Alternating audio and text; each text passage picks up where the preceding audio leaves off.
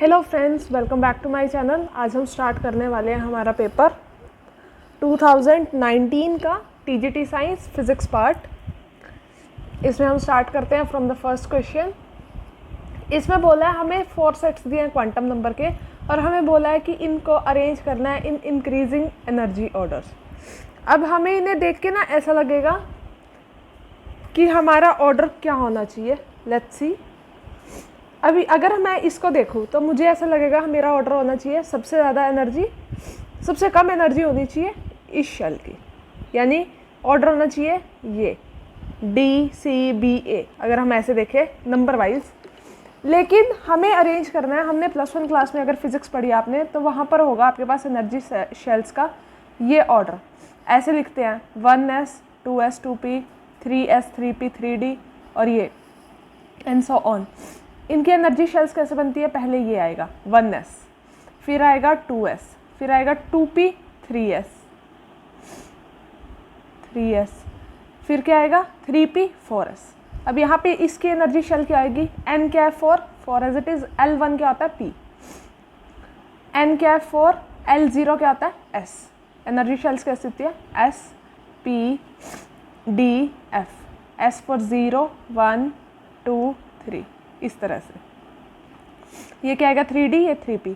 तो सबसे पहले इसके अकॉर्डिंग क्या आएगी 3p d, फिर नेक्स्ट क्या आएगा इसके अकॉर्डिंग हमारा c यानी 4s, फिर क्या आएगा 3d, फिर क्या आएगा 4p। तो हमारा एनर्जी शेल बनेगा ये।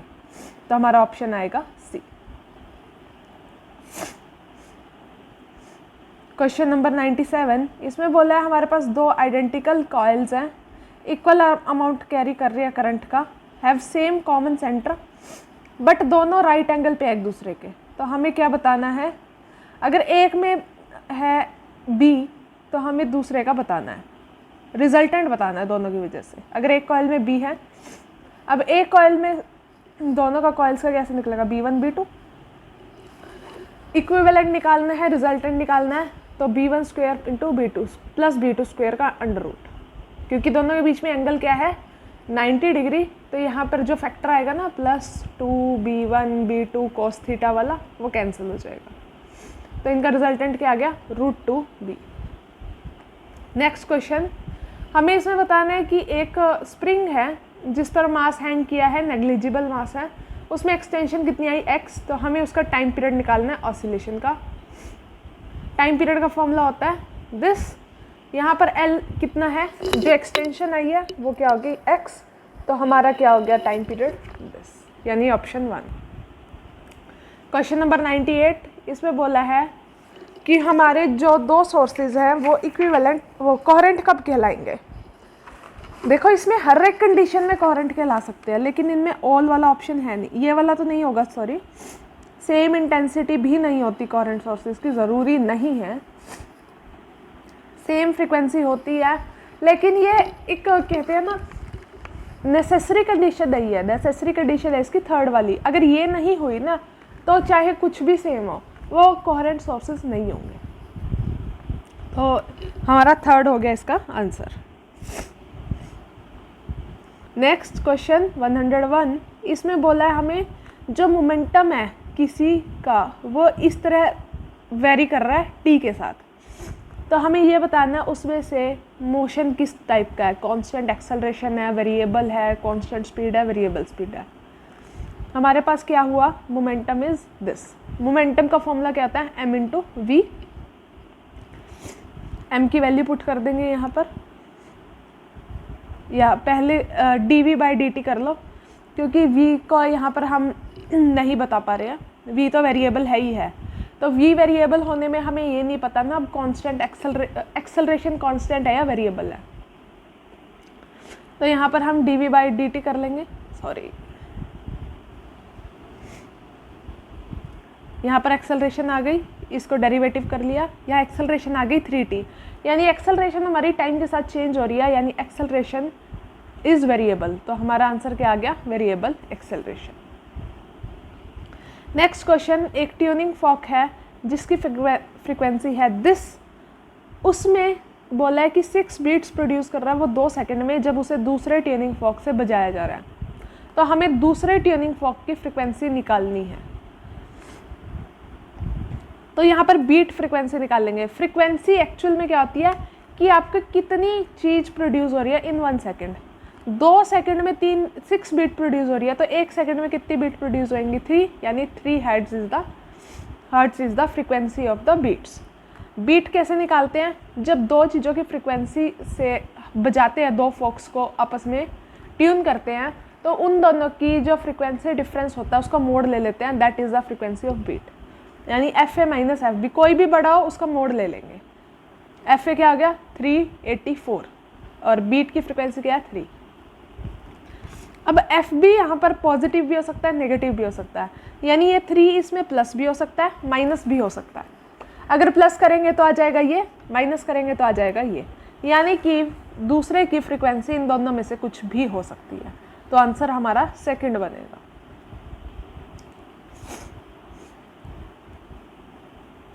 एक 103rd क्वेश्चन, इसमें बोला है कि हमारी बॉडी वेटलेसनेस स्टेट में है। उसका मतलब क्या होता है? उसका मतलब क्या होता है? वेट बॉडी का 0 है। क्या ये ऑप्शन है यहाँ? हैव नो वेट, हाँ ये ऑप्शन है, बट पोजेसेस इनर्शिया। बॉडी के अंदर मास तो है, मास है तो इनर्शिया पोजेस करेगी ही करेगी, वेट नहीं है सिर्फ। 105, इसमें बोला है एक SHM में मोशन, उसकी मेन पोजीशन पे पार्टिकल के क्या होगा? SHM में बॉडी इस तरह मूव करती है, तो उसकी मेन पोजीशन पे क्या होगा? पहले तो ये देखो कि उसकी मेन पोजीशन कौन सी होएगी। दिस, यहाँ पर क्या आएगा? ऑप्शन 3, यानी कि ऑप्शन 1।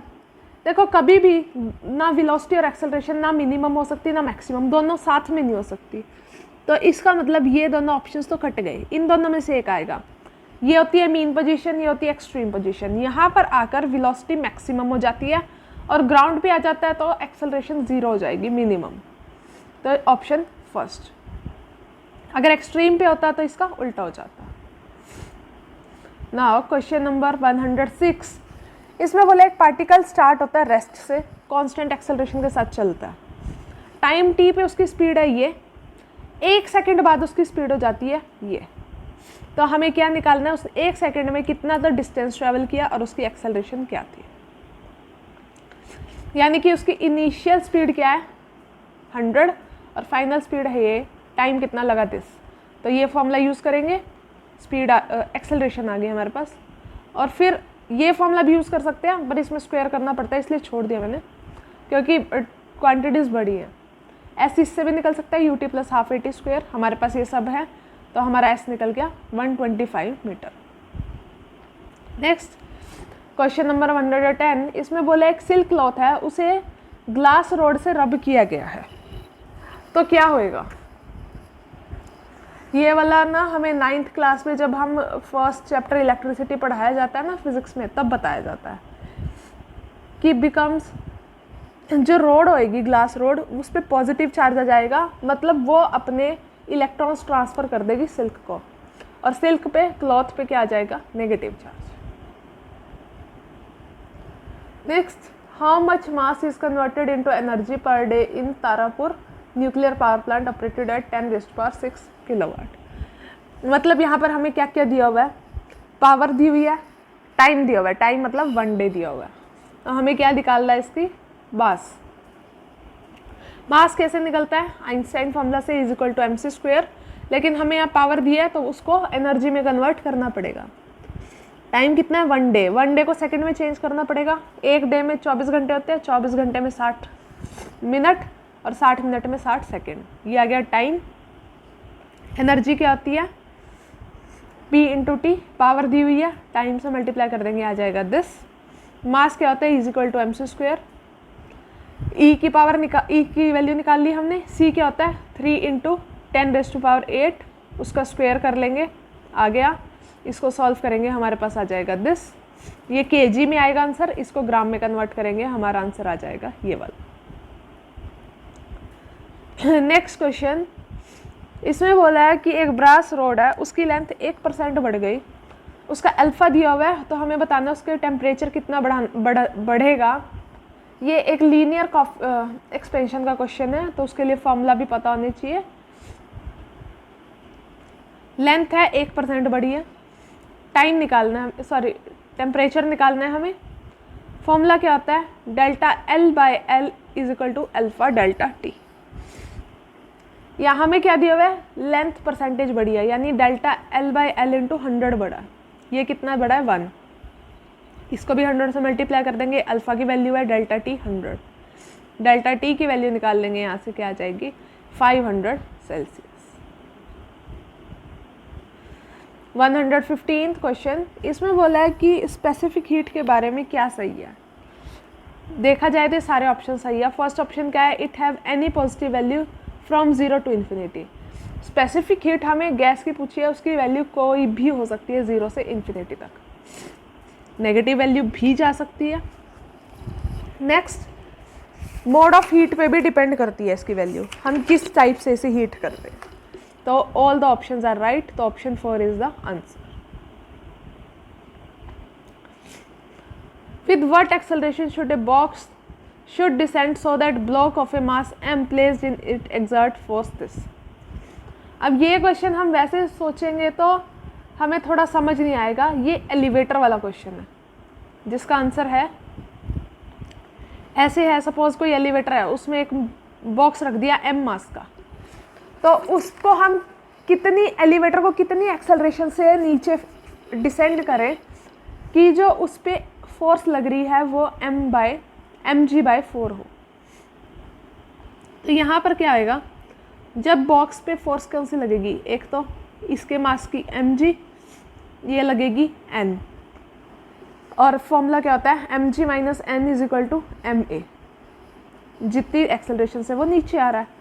इन्होंने पहले ही बोल दिया जो n है वो कितनी आनी चाहिए mg/4, तो यहाँ पर हमने पुट कर दिया a के आगे 3g/4।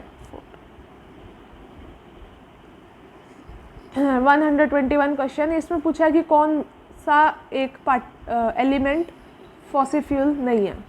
फॉसिल फ्यूल्स क्या होते हैं, जो हमें अर्थ से मिलते हैं, बहुत टाइम तक वो डिकम्पोज होते हैं, उसके बाद बनते हैं। नेचुरल गैस भी वैसे ही मिलती है, कोल भी, पेट्रोलियम भी, लेकिन वुड एक नेचुरल फॉसिल है, नेचुरल फ्यूल है, फॉसिल फ्यूल नहीं है। फॉसिल से नहीं बनता ये, वुड से फॉसिल फ्यूल्स बनते हैं, लेकिन वुड खुद में एक नेचुरल फ्यूल है। नेक्स्ट क्वेश्चन 124, इसमें बोला है कि एक सेकेंडरी सेल है जो बनी 6 सेकेंडरी सेल्स से एक बैटरी बनी है जिनका EMF 2 वोल्ट है और इंटरनल रेजिस्टेंस ये है।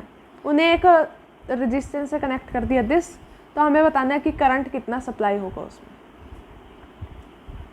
ये 3 चीज़ें दी हैं हमें पता फॉर्मूला क्या होता है, EMF is equal to V plus IR। V क्या होएगा, रेजिस्टेंस, IR, I यहाँ से कॉमन निकाल लिया, ये बच गया अंदर। E कितना होएगा, EMF एक बैटरी का 6 है, तो सॉरी 2 है, तो 6 पूरी बैटरी का कितना होएगा 6 × 2, ये आ गया। ये भी R कितना होएगा 6R, यहाँ पर आ गया हमारा, ये सॉल्व करेंगे आ जाएगा 1.38 एम्पियर। नेक्स्ट क्वेश्चन है 129, इसमें बोला एक कॉन्वेक्स लेंस है जो रियल इमेज फॉर्म कर रहा है, अगर उसका अपर हाफ पेंट कर दिया जाए ब्लैक तो क्या होगा। इसके बहुत सारे क्वेश्चंस आते हैं। इमेज शिफ्ट नहीं होगी, ना ऊपर ना नीचे ना दाएं ना बाएं। Image will be shifted, no, image shift हो गई, आगे पीछे शिफ्ट नहीं होगी, उसकी इंटेंसिटी चेंज नहीं होगी, लेकिन वो ऊपर नीचे शिफ्ट हो जाएगी। देखो अपर हाफ पेंट किया है ना, तो इमेज ऊपर शिफ्ट हो जाएगी। लोअर पार्ट पेंट करते तो इमेज लोअर शिफ्ट हो जाती। 135, वैसे इस क्वेश्चन का अब कोई मतलब नहीं है स्टिल। इस क्वेश्चन में बोला है कि 2006 तक हमारे 9 प्लैनेट थे, उसके बाद हमने प्लैनेट एक रिमूव कर दिया था, उसका नाम बताओ प्लूटो, लेकिन अब दोबारा उस प्लैनेट को 1-2 साल पहले इंक्लूड कर लिया गया, तो इस क्वेश्चन का मतलब नहीं रहा। नेक्स्ट क्वेश्चन, इसमें बोला है कि रिफ्रैक्टिव एंगल है प्रिज्म का ए, रिफ्रैक्टिव इंडेक्स है ये, एंगल ऑफ मिनिमम डेविएशन निकालना है। ये आएगा म्यू दिया हुआ है, ये म्यू का फॉर्मूला क्या होता है, साइन ए प्लस डेल्टा एम ही निकालना है 2/sin a/2। इसकी वैल्यू पुट कर देंगे कॉट ए क्या a/2 क्या होता है, cos a/2/sin a/2। तो हमारे पास बच गया ये। अब या तो cos को साइन में चेंज करो या साइन को cos में। cos को साइन में कैसे चेंज करते हैं, 90 माइनस उसका एंगल, तो एंगल्स इक्वल हो गया आपस में, एलसीएम ले लिया 2, ये कट हो गया आपस में। हमारे पास बच गया 180 minus A is equal to A plus delta M निकालना है, वो क्या आ गया 180 माइनस 2a।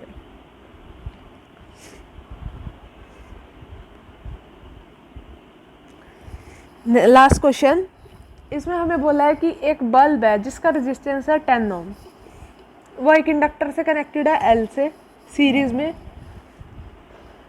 और सोर्स है उस पे मार्किंग है ये। अगर उनके बीच में फेज डिफरेंस है ये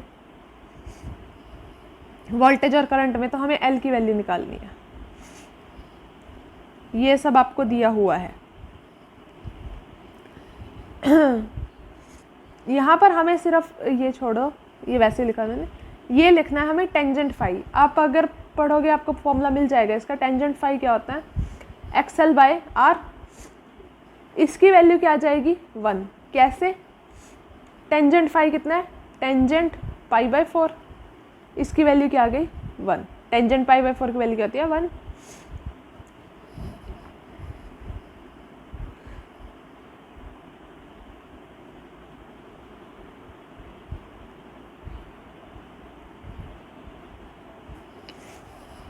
ये हाफ ही लिखा मैंने यहाँ पे, सॉरी, मैं पूरा लिख देती हूँ।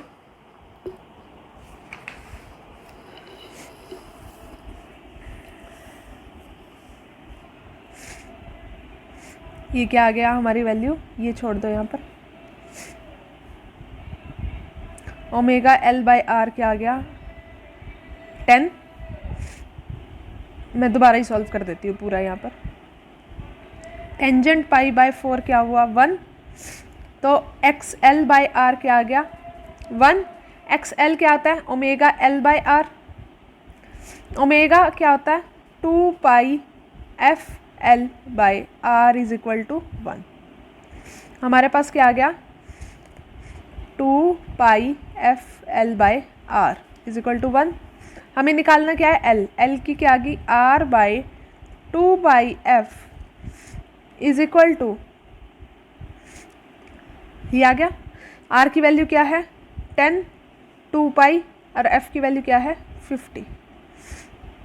ये कट गया, तो यहाँ पर L क्या बच गया 1/10π। इसको अगर हम सॉल्व करेंगे 1/10π को, हमारी पास वैल्यू आ जाएगी 0.0318। इसका ये सॉल्यूशन हाफ ही लिखा गया मुझसे यहाँ, तो आप जो मैंने अभी बताया वो सॉल्यूशन देख लीजिएगा। इसका आंसर आ जाएगा ऑप्शन नंबर 1। तो 2019 के पेपर में इतना ही था। इसके बाद हम सॉल्व करेंगे 2018 का पेपर। और ऐसा मत सोचिएगा कि ये पेपर सिर्फ एचटेट के लिए ही बेनिफिशियल है। अगर आप स्क्रीनिंग की तैयारी कर रहे हैं तो ये आपके लिए बहुत बहुत ज़्यादा बेनिफिशियल है, क्योंकि आपको हरियाणा का आपको पता होना चाहिए एक पैटर्न, कि हरियाणा वाले क्वेश्चंस कहीं ना कहीं से उनके सिमिलर होते हैं फ्रॉम एचटेट पेपर्स। आपको ये भी नहीं पता कि वो कौन से टाइम का एचटेट का पेपर उठा के उसमें से 2-4 क्वेश्चंस डाल दें, और इतना ही सफिशिएंट होता है अगर आपको प्रीवियस ईयर से 2-3 क्वेश्चंस मैच हो जाए। और एचटेट मतलब हरियाणा बोर्ड वाले कभी भी ना पेपर में वैल्यूज़ भी नहीं चेंज करते हैं, एज इट इज़ वैल्यूज़ डाल देते हैं। तो फिर आपको सॉल्व करने की भी नीड नहीं होगी, आपका टाइम भी बचेगा। इसलिए जितने पेपर्स हो सके जिसमें भी फिज़िक्स आई थी, पीजीटी फिज़िक्स का पेपर हो या फिर टीजीटी साइंस का पेपर हो या फिर हरियाणा के और एग्ज़ाम्स में फ़िज़िक्स आई हो, कहीं से भी आप तैयारी करो। अगर आपको फ़िज़िक्स पोर्शन तैयार करना है तो फिज़िक्स का हर एक क्वेश्चन वो देखो जो हरियाणा गवर्नमेंट के किसी भी पेपर में आया हुआ है, तो आपका वहीं से आधे से ज़्यादा तैयारी हो जाएगी। Thank you and keep watching my videos.